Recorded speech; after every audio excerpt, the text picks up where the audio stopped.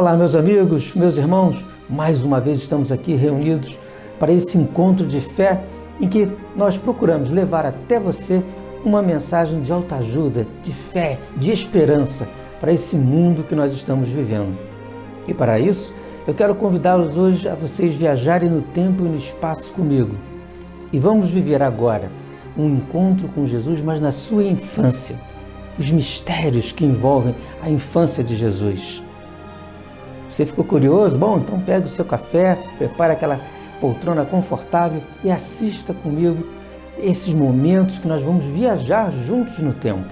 Repare, a infância de Jesus vai se iniciar logo após aquele período em que Maria deu à luz ao menino Jesus naquela manjedoura. Logo em seguida, nós vamos ver que o anjo vai aparecer em sonhos para José, dizendo que ele tem que fugir dali, ele, Maria e a criança, porque senão seriam perseguidos pelo rei que queria matar todas as crianças. E aí vem o primeiro ensinamento de hoje, porque muitas vezes o que os nossos anjos da guarda, os espíritos de luz, os nossos benfeitores espirituais, vêm nos intuir, vêm conversar conosco através de sonhos ou através daquela voz da consciência para tomarmos um caminho certo. Será que você tem escutado a voz desses nossos protetores espirituais? Será que você tem seguido as intuições para você tomar o caminho certo e não ter um dissabor ali na frente? Bom, Maria e José seguiram aquela intuição, ouviu falar do anjo e partiram dali, fugiram dali. E ali começava a infância de Jesus, que existe uma lacuna de 12 anos, porque depois nós vamos nos encontrar com Jesus com 12 anos de idade no tempo. Mas o que aconteceu nesse período, nesse espaço de tempo? Isso é uma curiosidade de todos nós. Primeiro, Lucas vai nos dizer, Lucas é aquele evangelista que não conviveu com Jesus, ele era médico, cientista, um pesquisador. E ele revela que Jesus teve uma infância normal. Ele cresceu em formosura, em beleza e, sobretudo, com o Espírito de Deus sobre ele e muita sabedoria. Olha só que legal. Jesus, quando ele foi crescendo na infância, ele teve uma infância normal como todas as crianças da época, mesmo porque, claro que Maria e José queriam que o seu filho fosse criado como os irmãos de Jesus por parte de José e como as outras crianças da pequena Nazaré, sem que houvesse nada de diferente para aquela criança não ser perseguida desde então. Mas algumas manifestações iriam mostrar que aquela criança era diferente. Ele cresceu de formosura e cresceu, olha o que Lucas disse, sobretudo ele era um sábio, ele era muito inteligente e o Espírito de Deus estava sobre ele. Hoje, o que nós temos que pedir a Deus nos momentos difíceis de nossa vida é que Ele nos dê o Espírito de Deus em nós, para que nós possamos vencer as adversidades da vida, que nos dê sabedoria.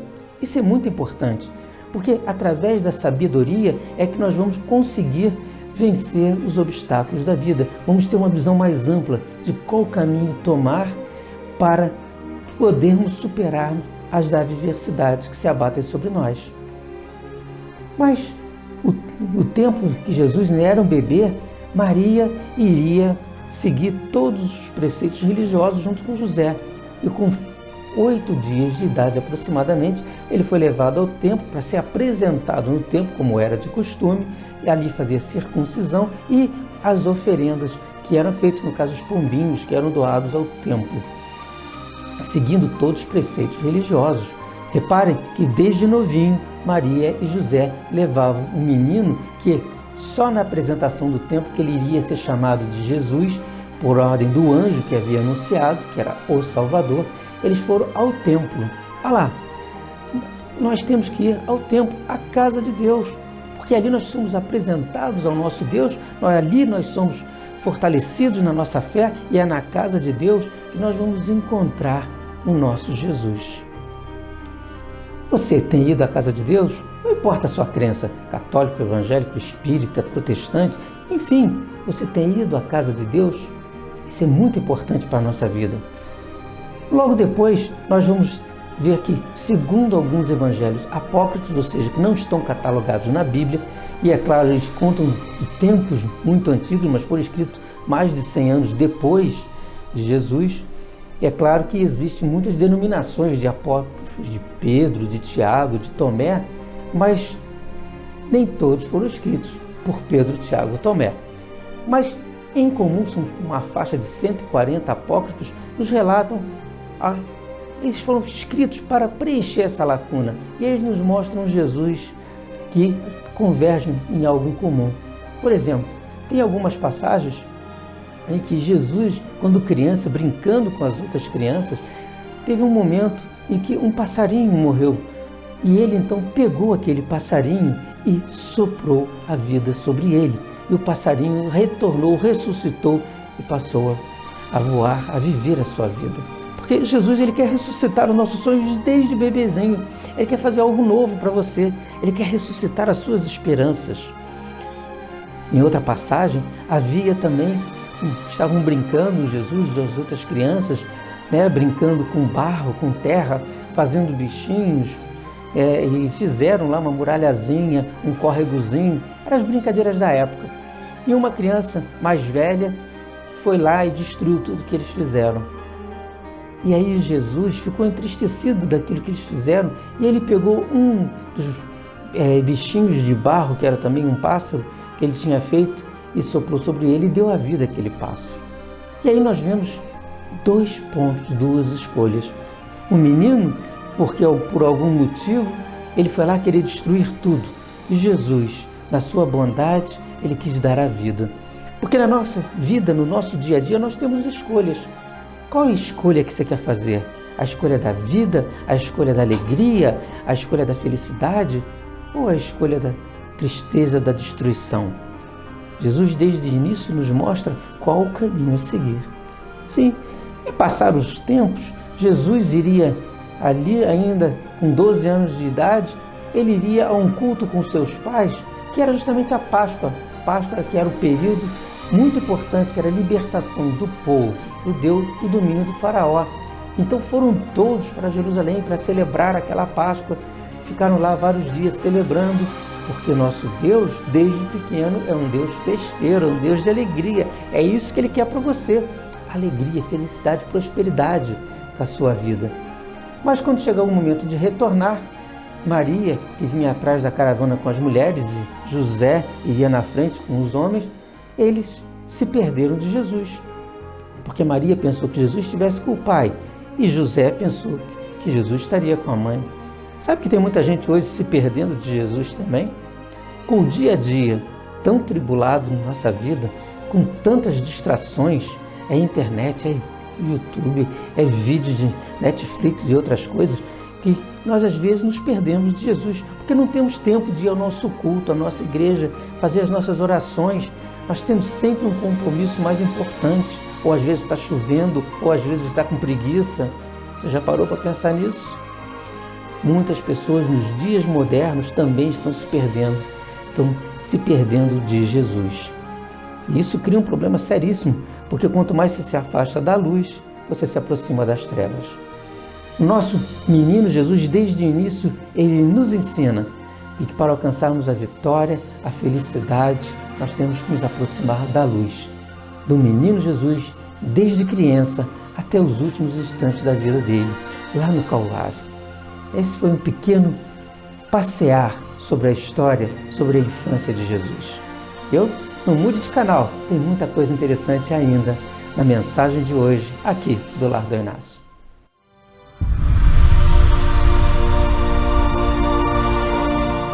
Bom, meus amigos, chegou o momento de prestação de contas com vocês. Sim, eu quero falar com vocês sobre as nossas cestas básicas, aquele momento em que nós fazemos a confraternização com nossos assistidos. Ainda estamos trabalhando com distanciamento social, tomando todos os cuidados necessários, mas não deixamos de dar sequer uma cestinha básica. Esse é o nosso compromisso, é dar a cestinha básica, é dar a sopinha da caridade, é levar a palavra de Deus aos nossos assistidos. Isso nós fazemos graças a vocês, com a doação que vocês nos fazem de cada quilinho de alimento. Obrigado a todos.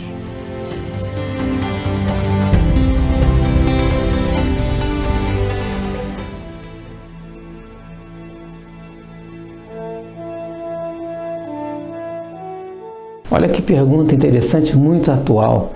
Existe algum privilégio na espiritualidade quando desencarna uma pessoa importante, uma celebridade? Não.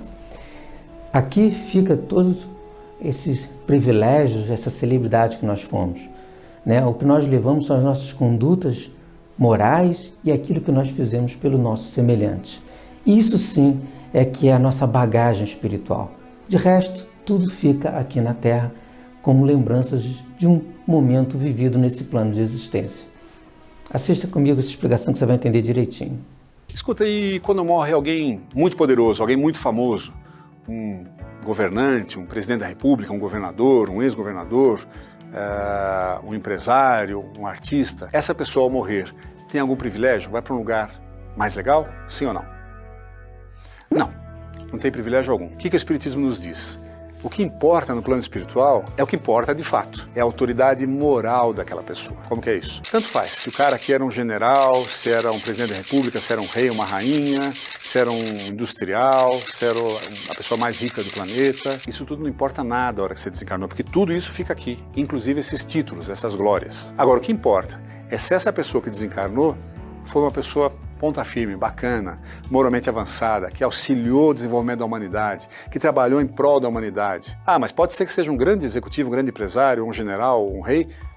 Ótima pessoa, ótimo. Então ele vai ser bem recebido no plano espiritual, vai ter a sua autoridade reconhecida por isso, não pelos títulos que tinha. E pode ser que seja uma pessoa muito modesta, muito humilde, sei lá, pode ser um servente de pedreiro, alguma coisa, um cabeleireiro, um motorista de Uber, uma professora, qualquer pessoa de nós que era tão bacana, tão boa, um policial espetacular, vai ser respeitado pelo que era. Era uma pessoa que merece todo o respeito. Essa pessoa tem autoridade, porque é um espírito que já evoluiu, que já está no bem, já prega o bem, já age no bem, já ajuda todo mundo. Esse sim, não diria que tem privilégio, mas ele é recebido, nossa, com regozijo no plano espiritual, porque é uma pessoa que merece.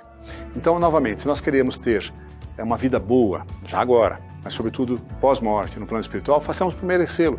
Hajamos adequadamente, não importa qual a sua posição, não importa quanto dinheiro você tem guardado, até porque tudo isso passa, o dinheiro você perde, a posição você perde, o prestígio você perde, nada disso é garantido. O que é garantido é, se você é uma pessoa ponta firme, isso é seu, isso você leva com você. Tem uma fala aqui de um poeta suíço chamado Jean-Antoine Petit-Saint, que é muito legal, está no meu livro A Morte e a Visão do Espiritismo. Olha o que ele fala aqui, ó. Simples de tudo. Como tudo que é simples, bem feito, é maravilhoso, né? A morte nos despe de nossos bens para nos vestir de nossas obras. A morte nos despe de nossos bens para nos vestir de nossas obras. Olha que beleza. Os bens você deixa, as obras você leva com você. O bem que você fez está junto com você. Faça isso, garanta o que vai valer alguma coisa no futuro para você. O bem, o conhecimento, o crescimento, o progresso da humanidade e, por consequência, seu. Olha, outra pergunta interessante, existe hora errada para morrer? Não. Ninguém vai antes do tempo marcado por Deus. Existe já, no Alcorão já nos fala que não há um fio de cabelo que se caia sem que Deus tenha conhecimento. E assim é, nós viemos aqui com o tempo, com a hora, com o momento marcado para o nosso desenlace. A partir do momento que nascemos, começa a nossa contagem regressiva. E ninguém vai de véspera.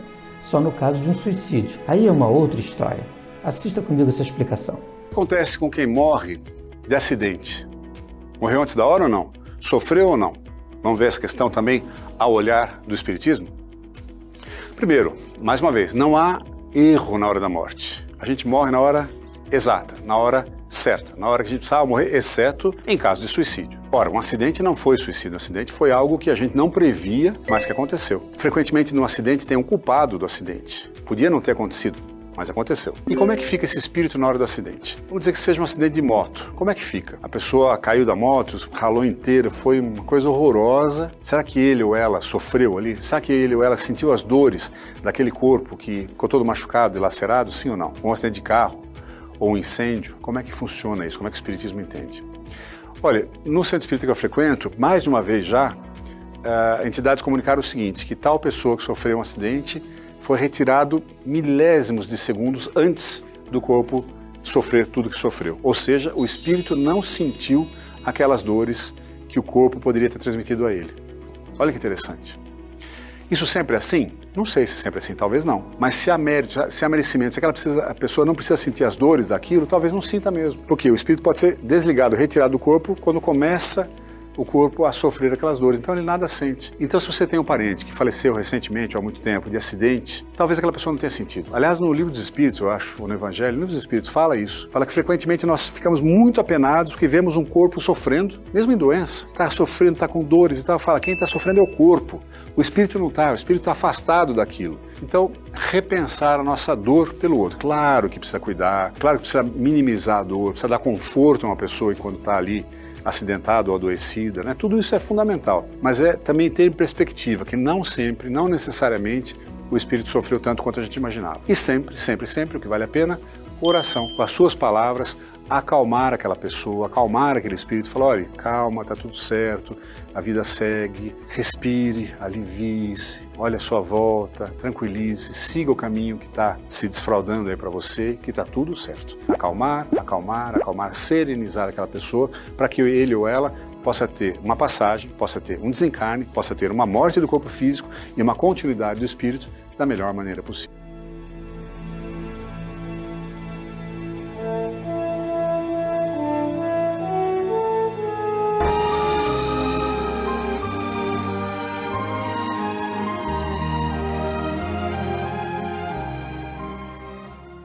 Há 30 anos atrás, nascia a mais tradicional loja infantil de nossa cidade, Anriade, a primeira loja de criança e enxovais para recém-nascidos da Rua Teresa. O melhor preço e um atendimento carinhoso para as mamães só na Anriade Moda Infantil, no início da Rua Teresa, esquina com Visconde de Bom Retiro. Anriade, desde 1977, com preços imbatíveis. Roupinhas feitas com carinho, seja criança ou bebê, Vovó Luz, venha conhecer. Rua Teresa 280, Vovó Luz, na verdade, o carinho da vovó e o menor preço da cidade.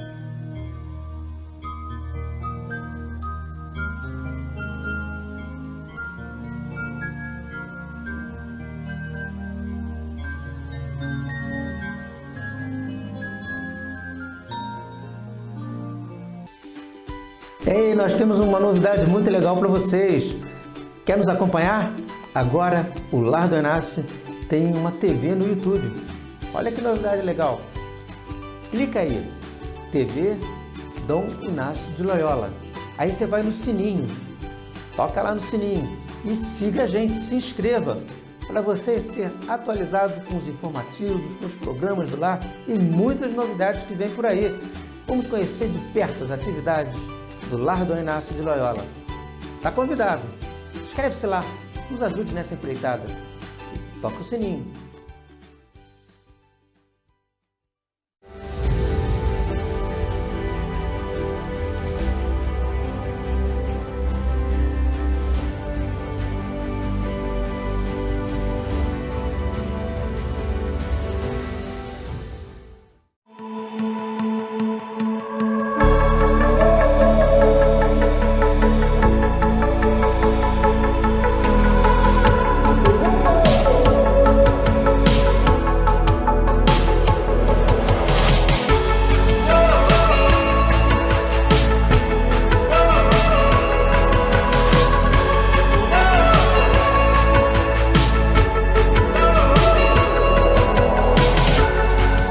Oi pessoal, eu sou a doutora May e eu sou biomédica esteta.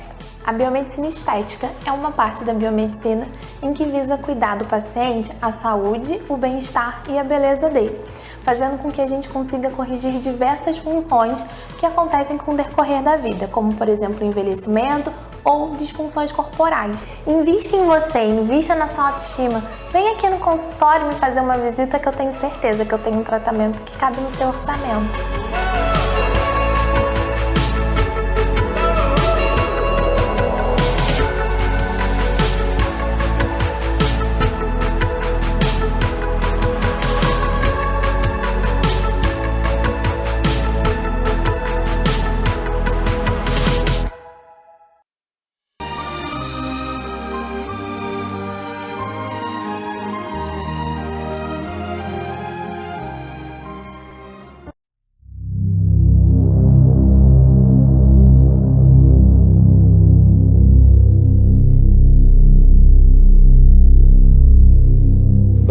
chegou um momento solene.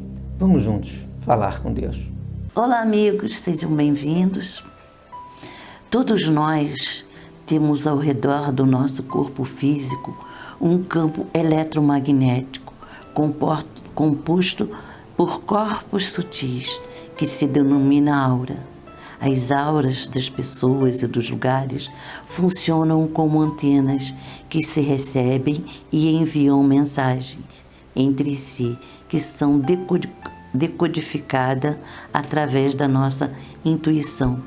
Quando passamos por situações estranhas, energias desequilibram e agregam a nossa aura e permanecem lá por muito tempo, provocando doenças físicas e espirituais. Bem, meus amigos, hoje, no tema de hoje, nós falamos sobre a misteriosa infância de Jesus e nos baseamos na Bíblia Sagrada, claro que teria que ser sobre ela, mas pegamos como pano de fundo alguns apócrifos. Mas o mais importante disso tudo é o convite que eu vou fazer a vocês. Que tal ter um encontro com Jesus aqui no Lar do Inácio? Aonde fica? Na Avenida Amaral Peixoto, 350, atrás do Palácio Quitandinha, na cidade de Petrópolis.